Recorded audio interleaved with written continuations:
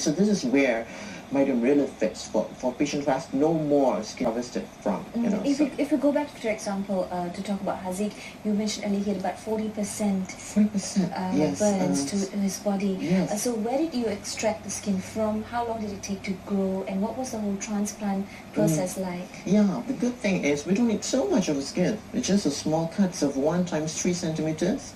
We call it skin biopsy. That's all we need, and a couple of blood that we're taking along the way, and we already have our full ingredients there to play around. Just to imagine, under what sort of environment is the skin grown? So we call it CGMP clean room environment. We create this artificial environment so that the cells are all thinking that we are still in the body, right. So that's where the tricky part comes. You have to play around, manipulate many things that are embedded in our protocol, just so that at the end of the day, all the cells that are growing as viable and functioning as normal cells. It's not cancerous cells, Right. That's also important.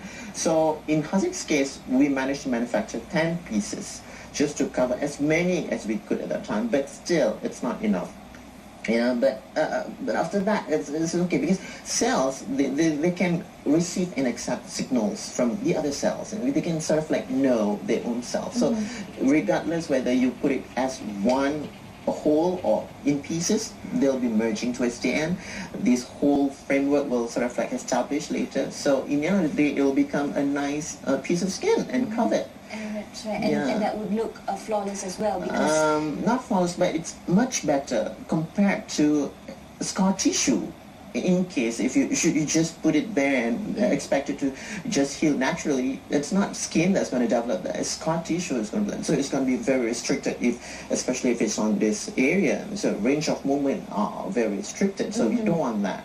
Also in terms of cosmetics wise, it's rather bad.